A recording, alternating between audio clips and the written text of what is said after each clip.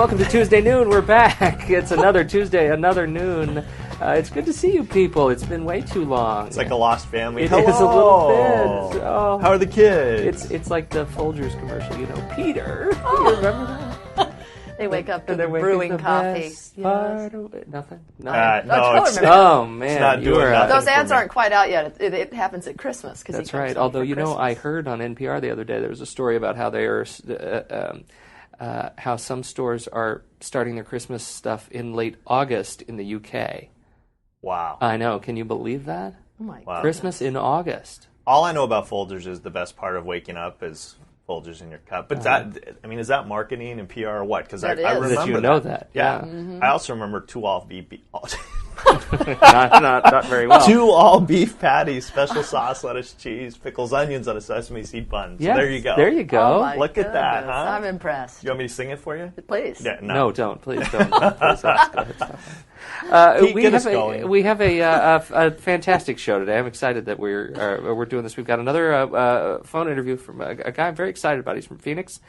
Jamie, you're going to tell us a little bit. Yes, I am. Introduce we us. have a great guest today, and we were spending some time off the air chatting, and this should be good. His name is Mr. Tim Phillips.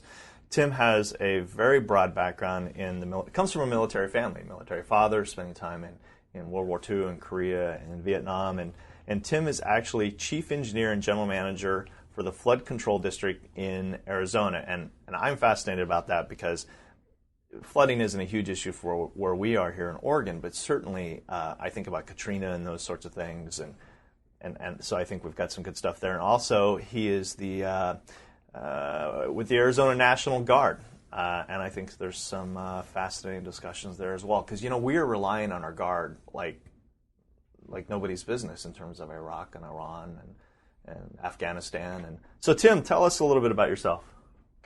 Well, first of all, I appreciate you giving me the opportunity to talk to you all. It sounds like an exciting program and exciting time, the things that you do. As you mentioned, I've had a military background all my life, but have always been in the 27 years in the National Guard here in Arizona, and also carrying on a civilian career as a water resource guy, all in Arizona here. So I've really had the opportunity to work both programs, both a military career as well as a civilian career at the same time.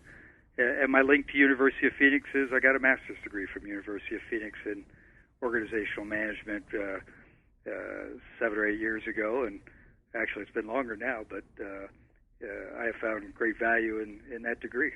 Wow, very cool. Excellent. So tell me, as the flood control manager, what is that? Tell me, the name's kind of flood control, but give me a little more detail. What does that mean? Well, most people think of, we're in the desert in Arizona, and most people think, why do you need to manage rain and runoff in the desert because it never rains? And the fact is it's not a question of if, it's just a question of when. So the organization that I had here as the chief engineer provides flood hazard mitigation by educating folks about driving across flooded washes, to doing studies that define where the flooding could occur when it does occur, to building, channels and basins and storm drains to help protect the public when there's a significant rainfall event in the Phoenix Metropolitan Valley. Because you do have this big network of storm drains and stuff. Driving around there, is that correct? Oh, we do. We've been... How many miles? We were established by the state legislature in 1959, so we have almost 45 years of doing this business. And so there's a lot of facilities in place to keep the public from being flooded. And in fact, over the last couple of years, between the summer monsoon seasons as well as the winter rains, we've had fairly significant flooding events, and I can say that we've only had 2 folks that lost their lives, and they were both hit by flash floods during the monsoon season over a year ago. So I like to believe that what we're doing is bringing value to the tax-paying public in Maricopa County as well as all the visitors. And as you know, or you probably don't know, Maricopa County itself, as a county of Arizona, is larger than 4 states in the union and one of the fastest-growing counties in the United States. Wow. That's Phoenix growth. So that's in the Phoenix, Arizona area? Yeah. Yeah, it is, very much so. Is your growth coming from baby boomers that are retiring there, or is it? No, I think it's people seeking jobs. I think it's people coming from California and all over the nation. We kid about who is a native Arizonan anymore, and it just doesn't seem like there's many that were born and raised in Arizona. It reminds me of a story. I was talking to Bob Hamm yesterday. We've had Bob on the show talking about education. He was teaching a class. It was a speech class, and the student was a younger student whose name shall remain anonymous. And they were arguing that Americans should go back to the native language that we were founded on, which, of course, in his opinion, was English. And Bob says, well, wait a second, what native language? Shoshone? Wait a second here. We were speaking other languages long before we were speaking English here in the United States. So what is a native? I don't know. So tell me a little bit, Tim. So you have this experience of flooding and whatnot, and it just begs the question. Obviously, we've experienced a huge tragedy with Katrina and New Orleans, and how does that relate? What happened there in your estimation? And because you hear all these conspiracies about the government didn't care and we didn't put money in and we shot missiles from planes to blow them up so we could get rid of all the poor people. Come on. Are you serious? I've read these things. I'm sure you read them in your liberal newspaper too. You need to stop reading. Yeah. So I don't buy it, but I want to know. I've never heard that conspiracy. Really? That we shot planes? No. The planes shot missiles and blew up certain dams and Oh, I've never even heard that. Really? And all those liberal rags you read, you haven't heard that? Yeah. No. Anyways, we deal in facts, my friend. Oh, don't even get me started. Tim, please stop this. Yeah, please help us. Cacophony. Let me get you off the hook here. Yes. Okay. My assessment of Katrina. Now, I'm sitting in the desert Southwest where we don't have hurricanes. We do have hurricane remnants, but my assessment of Katrina was a number of different factors. Probably first and foremost, a natural occurrence of a hurricane the size and magnitude that it was coming across, into the Gulf Coast there. I don't think anybody anticipated that.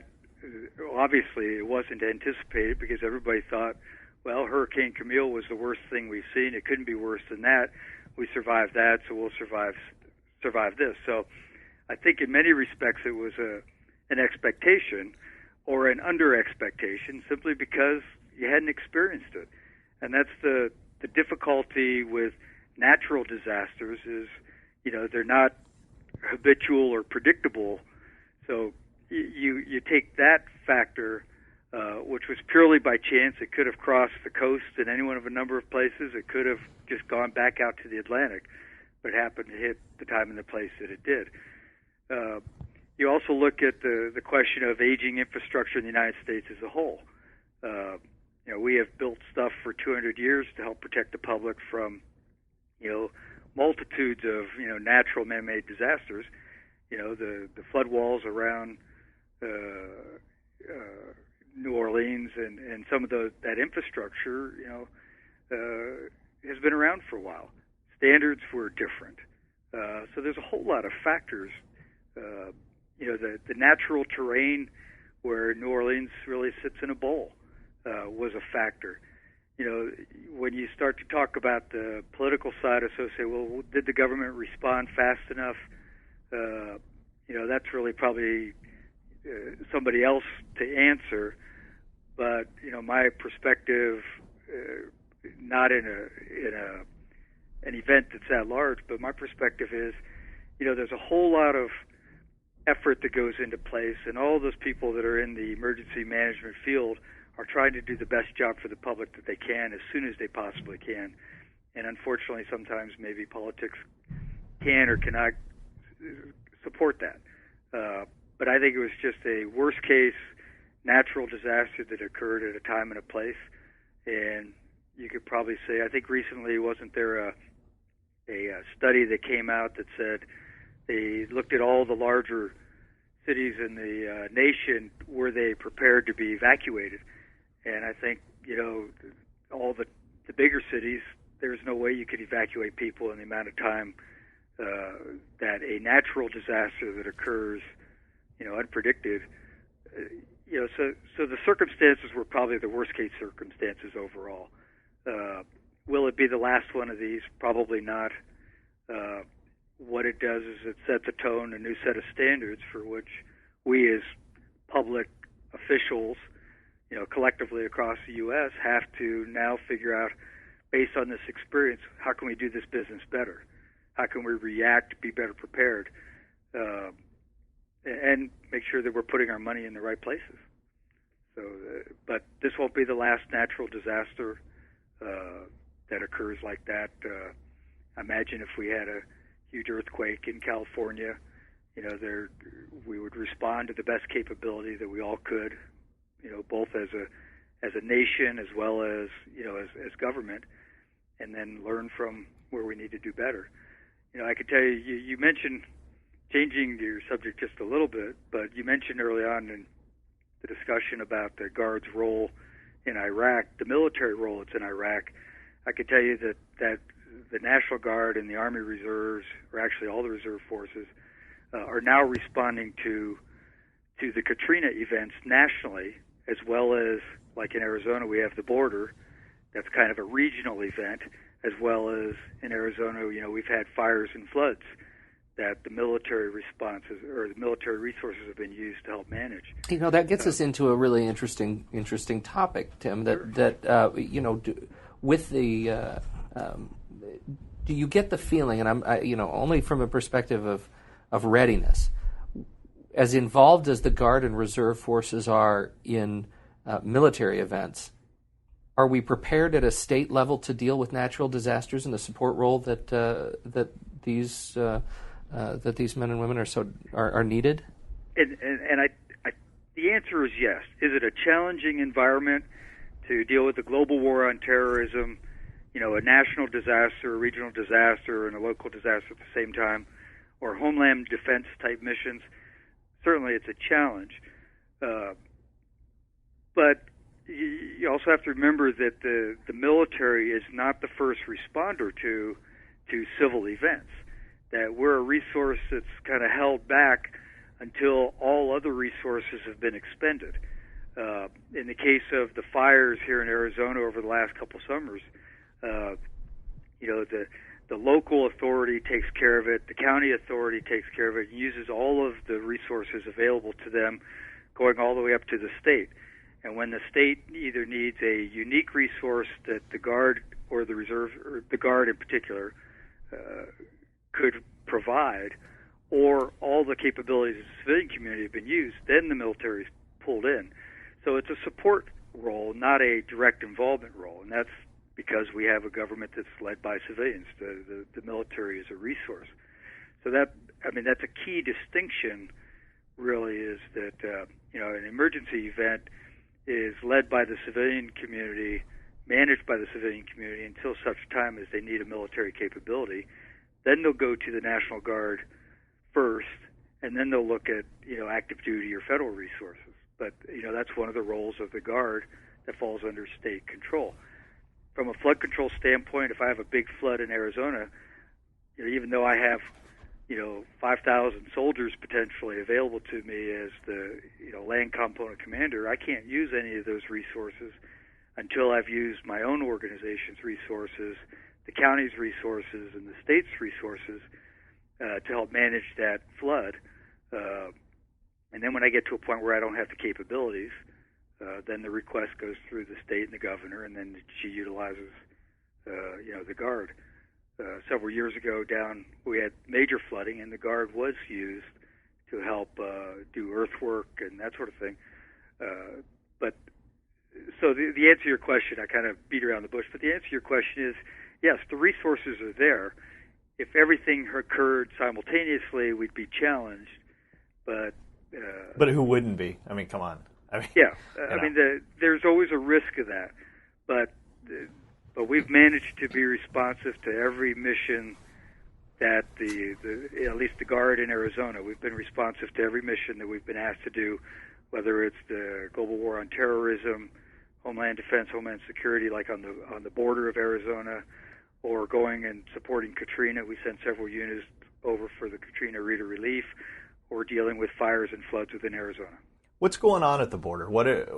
Tell me about the efforts there and the effectiveness. And we're really making a difference in terms of stemming our concerns about illegal immigration and stuff. Well, let me respond. Since President Bush had his speech last, I think it was July, Arizona was tasked to resource the border, and again in a support role to the Border Patrol and Customs. So we don't have a lead responsibility. Everything that we're doing is under their jurisdiction as the law enforcement. We are not doing the Guard in Arizona, of which I can speak specifically, is not doing a law enforcement mission. Okay. We're supporting those that do. The theory has been, and it's been working, but the theory has been is let's take the badge-carrying Border Patrol professional, where he has more of an internal role or an administrative role, and if he's badge-carrying, he can do law enforcement, and we can backfill his slot with soldiers and airmen to do that. The other thing that we've done is provided some on-site what's called initial entry teams, where we have folks on hills with binoculars kind of helping to watch the border, and once we identify somebody that's coming across illegally, then we call the Border Patrol. So it maximizes the Border Patrol's efficiency by having more eyes available to watch what's going on. I can tell you that several years ago, I was down on the border, probably 3 or 4 years ago, and was talking with the Border Patrol folks. And the Tucson sector, which I think runs probably about 2/3 of Arizona, had captured something like 680,000 illegals through the course of the year. Oh my gosh! 680,000. It's huge. 680 some odd thousand. And they estimate that they were, and this was information that they gave me kind of in discussion, but they estimated that they probably only had a success rate of 50%. So if you look at, just multiply that out, that's a huge number of folks that are crossing the border. Tim, what can you just give me an idea of the geography that we're talking about? What does the Tucson sector represent in terms of the length of that portion of the border? Well, the overall border is about 300. I want to say it's at least 250 miles. I'm thinking it's 350. I may have my number wrong, but 250 miles of border, even that is a long border that's out in wide open areas. In many places, there's a three-strand barbed wire fence that protects the border, and it goes through valleys, over hills, across rivers, crosses washes. It's a straight line that's put on fairly rugged terrain that's not wooded. I mean, it's not a wooded area. It's the Southwest desert. Right. So the impact was potentially huge. Since the Guard in support of Border Patrol got on the border here in August, I was down there about a month ago, and the Border Patrol folks in the Tucson sector were telling me that to date, I think they go October to October, to date this year, they have apprehended only 125,000 within their sector, and this was probably a month and a half ago, but he was saying they'd seen a 25% reduction since the Guard helped support the Border Patrol on the border. So that tells me that it's effective. The big challenge that I think that I have as a citizen of Arizona, as well as a military professional, is how do we sustain it? Can we continue to do this mission? Or the idea was the mission would be for a year and a half until the Border Patrol could plus up, and then they would take on the primary mission. So the challenge is can we sustain this for a year and a half? We have what we call duration forces, which are folks that are on essentially federal active duty supporting the border under Title 32. that'll be there for however long they're needed. And then we have a lot of units that are coming from all over the country that rotate through to do these either initial entry teams or engineer missions that help make accessibility for the Border Patrol along the border, viable and feasible. We've gotten resources from all over the country, New York, Washington, states in the South that are coming for 3 or 4 or 5 week rotations, helping support the border. And Tim, are those folks that are helping out in this mission, they're civilians as well in a lot of cases, so they're leaving their families and their jobs to come do this, to provide this service for the nation, and then go back to their civilian life and their regular job. Is that correct? That's true. They're very much like me, where they have, there are some people that work full-time for the Guard to help sustain the organization, but predominantly these folks are traditional National Guardsmen like myself that either found a calling or felt the need or had the time to come with their units and support Arizona's work on the border. The other Southwest states are doing essentially the same thing. How does that impact people's, and I think about, too, people that are being deployed, called up and deployed around the nation, the impact to families and careers and children, it just has to be tremendous. Can you speak to that? It is a tremendous impact, but it's kind of a known impact because the United States, to keep the freedoms that it has had to go to war many times over our 200 and some odd years of history. So the impact of families are there. The folks that the soldiers and airmen and sailors that have opted for National Guard or reserve duty, the hard line is they understand the rules. If we're going to train you to go do an infantry mission or an MP mission, you have to expect that potentially sometime during your career you're going to be activated and you may have to go to war. We saw it in Desert Storm that had a pretty good reserve component participation, and certainly the war in Afghanistan and Iraq has done the same thing. So from a soldier's standpoint, and I refer to soldiers as all the military forces really, from a soldier's standpoint, I mean, it's part of the deal that he has signed up for. The challenge that we have in the reserve component is how do we keep the families and the communities whole when this occurs, and that's been a big challenge. I know in my case, and I have not deployed in my career, but I know in my case, I would have to do quite a bit of prior preparation for my wife, and I have 2 kids, to make sure that they're taken care of while I'm gone. And then I would look for the organization, the National Guard of Arizona, to also look to help my family when they had needs that they couldn't, take care of, that they had a source to go to, a resource to go to. And that's the challenge we have in the Guard environment. If you're active duty and you come off of an active duty post, there's already a culture or an environment there that helps support, deployed soldiers. I mean, that was my dad being active duty. That was the way I grew up. In the reserve component, it's much more of a challenge to try to bring, resources to bear to help take care of the families. And in the role that I'm in the Guard, one of my big agendas is to how do I take care of the soldier, how do I take care of their family, and how do I involve the community? Because it's a community-based system. Tim, let me ask you something, because I don't think we think about that. We talk a lot about reserves and Guard getting shipped off to war, but I have never made this connection that at the same time they'll be activated to go respond to domestic issues as well, to go down to the border on a tour. What is that? I mean, how long will they be down on the border? And is it like in terms of Arizona National Guard, is it a shorter tour, or could they be gone for a year? Well, what I referred to as the duration forces on the border that are supporting Arizona are folks that volunteered for that service to essentially be paid a federal paycheck as a military resource to support the border. So they volunteered. Okay. And the original intent was that it would be about a 2-year mission until the 6,000.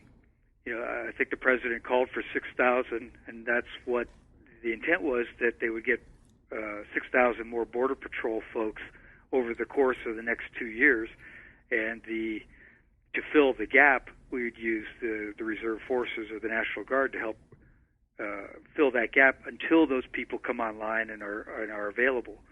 So, the mission, at least in my mind, has always been, around the 2-year time frame until the Border Patrol can carry on the mission, their primary mission with their own resources. So there are folks that volunteered. Some people have volunteered and said, look, I can do 6 months for my civilian job. I'd like to support it if I can do it, and they can take them, sign me on. Others are on for, the 2 years or until we say they're no longer necessary to support the mission. Okay. Well, I had a question that what I'm wondering is, how is it determined who gets called up? So, for example, you're active right now, but you haven't been called to Iraq. Correct. But we have a guy here in Oregon that just died, the age of 53, has been inactive for 13 years, got called up, and just died in Baghdad at the age of 53. So I guess my question is, why was he called up and you haven't been? How does the military sit and determine that? Why are there some people that have been sent on 3 tours now and other people that never have? Without making a matter of policy, it has to be a matter of capability. Maybe that individual had some very specialty skill that that is not readily available, and that's why he needed to be called up. I don't know what his skill set was. Yeah, I don't either. And that would make a big difference. You go to the well looking for the capabilities that you have, and that's, we refer to it as from the federal side, when folks start to look at who needs to be deployed, they're certainly looking at what is the capability that's required, in the theater. And they identify that maybe they need an EOD, like an explosive ordnance unit there to replace a unit that's already been there. And so they go look at within the states, what EOD resources are available, and then they'll make the request through the National Guard Bureau and into the states to see if that resource is available and can be deployed. When there's different levels of mobilization. I mean, you have to kind of understand that if it's a federal mobilization that's under the president's order, then it's, they call up units and it's non-voluntary. If we do, like I talked about the border mission here, where it was voluntary. So each case has a little bit of different rules depending upon the authority for mobilization. The difference on whether I get deployed, maybe I just haven't had, I'm by trade an engineer, and I've been Corps of Engineers all of my life as far as branch military. Maybe they just didn't think they needed a Corps of Engineer National Guard general when they have an active duty engineer general that can provide what they need.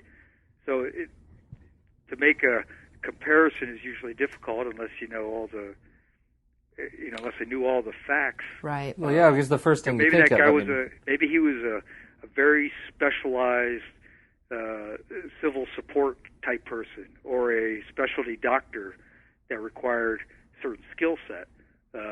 They may have found that they needed somebody of that capability and called him up. Because the first thing you think, you think of as a layperson is that it's a lottery. I mean, at some point your number is going to get called, but it's not. This is not old school draft. Right. No, it is not a draft. Should we have a draft? Do we have a draft? Should we have a draft? Oh, Mary. Well, there's a broad question. I would say right now we're between the active service, the National Guard, and the Reserve. As a military of one, today we've been able to manage what we need to do, or what we've been asked to do. So I really can't say, do we need a draft? My experience in 27 years in the Guard is the folks that I've had underneath me, that I've led, have been volunteers. So their commitment, their sense of urgency, their desire to do it is internal to them, not somebody forcing them to do it. And so I think we've had across the board a much better quality of individual because they want to be here, as opposed to being forced to be here through a draft. So would I see a draft adding added value based on what I know today sitting here in my office? No.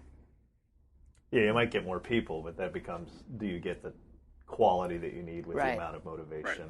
And of course, there's the theory that if we had a draft and certain people's children were forced to go over there, that these wars would end a lot sooner than they would.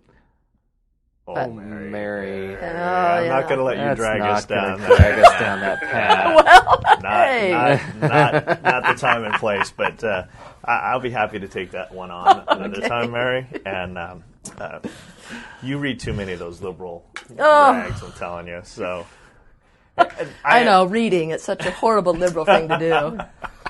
Oh, ouch. Oh! Yeah, I'm not even going to go there. I actually have a really off-the-wall question, Tim, and maybe you don't have an opinion or the answer, but I am interested in, and I'm not an expert in this area, but I know under Saddam Hussein there were certain marshes and fields in Iraq that were, the water was taken away, and so the natural resources, and I know that we've tried in some cases to reflood those areas and whatnot. Do you have any thoughts on that and how that's gone? And I know it's kind of an arcane thing, but it's always been of interest to me. Well, let me think about how the best way to answer that.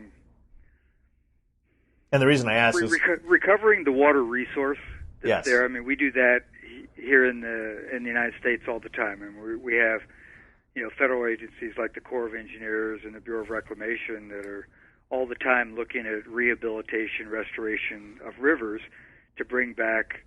That the natural environment and the natural environment of the river system and the ecology that goes with that.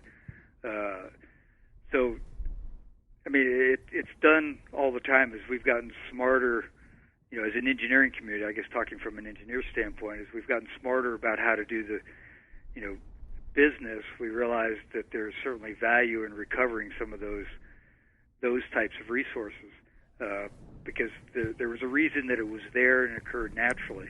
So, in Iraq where Saddam Hussein did that, there was a reason that happened naturally, and there was a whole culture that ended up living and building around that, with that as the environment that they lived in. So to try to restore that and rehabilitate water courses, whether we're talking Iraq or talking Arizona, to me seems to be good business. Cool, good. My last question is, what can we do to help support all the men and women who are doing these really, whether we agree with wars or the missions or whatever, what can we do as civilians to help support them? Well, I'm really glad you asked that question, because it's not really whether you agree with the war or not. The fact is that we have soldiers, airmen, and sailors that have been asked by their nation to go to war. And I think, one of the things that you're doing by just doing this broadcast that educates people on what it takes to provide the resources to go do the military missions that we're asked of is important. I mean, just carrying that torch, I'd say that any chance that you get to acknowledge or recognize somebody that has deployed or somebody that's in the reserves is important. I mean, they're dual-hatted, trying to do two jobs, and they're willing to essentially give their life for the mission that the nation asked them to do. I know here in the county, Veterans Day is coming up next week. My board of supervisors, as the board of directors, is going to do an event for everybody that's deployed to Iraq or Afghanistan since 9/11, bringing a public consciousness to what, not so much the aspect of whether the war is good or bad, but that there are people that are fighting and committed to doing it, and there are folks that are dying and wounded. And so just being able to carry that message that we need to take care of their families. I can remember when my dad was in Vietnam, there was a gentleman across the street who we had big bay windows in our house, and I could, I was a kid, but I could look up and see Mr. Haroff across the street, and I'd wave to him, and he'd wave back, and he helped take care of us, take care of my mom, my brothers, while my dad was in Vietnam. And I think that's what I would ask the community to also try to do, is look for folks around them that maybe are have spouses that are deployed, and just ask them if there's any help that they can give. And the education process of how we're doing this business, and telling people that don't have any perspective of the military that it's fundamental to the freedoms of this country, and it's a valuable profession. And my dad said once, it's just the nature of the job that makes it a little bit different. I would probably add, I assume you would agree, Tim, that, and we're looking at in elections in a week, paying attention to your congressman and what they voted for in terms of VA bills, and giving Absolutely. money to the VA for families, for health care, for all of those things. So there's a lot of people that say they support the troops, but if you look at their voting record, they vote against the troops every time. Mary, I am so thrilled to hear you say that. What? I don't know. It just seems so not you. It seems out of character. No, I say hold people accountable? No, no. That's definitely in character. Oh, okay. But that's one very simple way. Because for some of us, we may not know, like Tim was saying, know somebody deployed where we could say, can we help? So there's another way, if you're removed from that, where you can pay attention. And well, it's smart, and it also says that it shines. Most people, you go into the election booth or fill out your ballot, and it's easy to vote on the surface issues. It's easy to vote on what you're getting mailers on every day. But looking more deeply at these issues and talk about what does it mean really to support the troops. Tim, what is your impression of wartime support for the military now, as it is in contrast, say, to Vietnam? Well, I could tell you that, at least from my perspective, and I've felt it personally, that support of the military is at all-time high. I've been on my drill weekends doing duty and gone into a restaurant to get breakfast or lunch, and actually had people buying me lunch or thanking me for my service. So I think from that standpoint, those that are aware or have paid attention appreciate what the military has done, regardless of whether they agree, on the war. But I think from my perspective, the military is at a high right now, and people appreciate the service to country that's being done. I can remember when I went to Arizona State University, got my bachelor's degree back in the late 70s, and I can remember walking across ASU being a little bit of conscious, kind of ill at ease of being in uniform. And nowadays, it's almost an honor to be able to walk around in uniform, knowing that people around you appreciate, that level of service to the country. That's a powerful statement. It really is. Tim, thank you so much for sitting down with us today. This has been a real treat and an education for us, and I hope to our listeners too. So thank you for your time. I appreciate the opportunity very much. Yes, Excellent. Thank you, Tim. Thank you, Tim. Yeah. I hope you'll sit down with us again sometime as the situation changes. Keep in touch, and we will certainly be in touch with you. I'd be happy to anytime. All right, Tim, I'm going to let you go off the line here. Okay. Have a good afternoon. Bye-bye. You too. That was cool, huh? That was really cool. Very different perspective. I mean, you see, and we end up seeing so much stuff on the news all the time, and we debate about this or that, but I think we forget a lot of times the impact to people's lives and families and jobs. Truly. And their perspective about what they're doing. Well, and the thing that I'm most interested in, and I frankly, I just out of respect for Tim because of his role, I don't want to drag him into a political discussion, but what is fascinating to me, and I think he speaks, I think it's probably very accurate, and certainly reflect this personally. I truly support the troops and what the troops are doing, and I truly respect what they're up against. And it's fascinating to me how support for the troops is at an all-time high when support for the administration is at an all-time low. It is a good observation, yeah. Well, you look at, and I'm going to fudge the numbers, but there's something like 45, You're liberal, 46. Yeah, I'm at least stating that I might fudge the numbers as opposed to stating it as fact. But anyway, there's probably 45, 46, something like that. The Iraqi vets running November 7th. 2 to 3 are running as Republicans. The rest are running as Democrats. Really interesting. Well, that's an interesting statement, too. So that kind of blows that whole propaganda that all of the military are Republicans and conservatives. It's not true. Well, it's everybody. It's a mix of everybody. So big that goes, anybody that's liberal is not patriotic. What's so interesting about this whole thing is that that Republican and conservative, conservative and Democrat, they're just almost non-arguments anymore because the issues themselves are.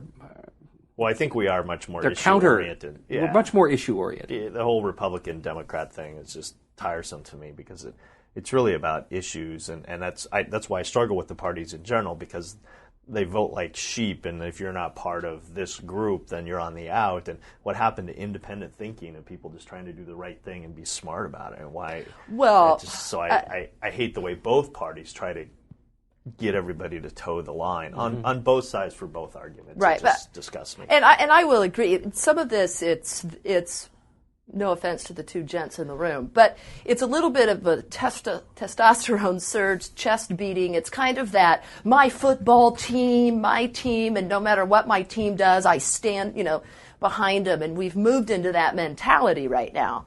But now I will challenge that both parties are sheeps. Because the problem with the Democrat Party is there's not enough sheeps. That's why we're disorganized. That's why we haven't had the success that the Republican Party has had for the last 15, 20 years. So there's a difference. That's why you have Democrat leaders disagreeing and fighting about direction, whereas the Republican Party, they march lockstep in line with each other until just recently. Have you had a few Republicans start to come out on the fringe, and they are getting annihilated by their party and by the administration, and they're eating them alive too. So, I think there is a problem with parties, but I will have to defend the Democratic Party getting shoved into this as a I don't think category. Either party, though, has strong leadership at the moment. I really don't. It doesn't feel like definitely. I can't say that. Again, no offense to Tim, but we don't have a strong administration and strong leadership, and the Democratic Party doesn't seem to either, and so then everybody is. And we're a fragmented society. We are more fragmented than we've ever been. There are 250 cable channels. If you don't like your news this way, spin it and watch it a slightly different way. And so we don't really have anything that pulls us together, and no strong leaders that do that. And so you get what you get, and it's sad. Right. You're right. We need 3 state-run TV channels, and oh, come on, dude! That's not what I was saying. All reporters are going to be government employees. If everybody just watched Fox, we would be okay. If we could just have a king, it would all be fine. That's not what I'm saying. And on that note, where's FDR? Where's Ronald Reagan? We don't have any of those anymore. I mean.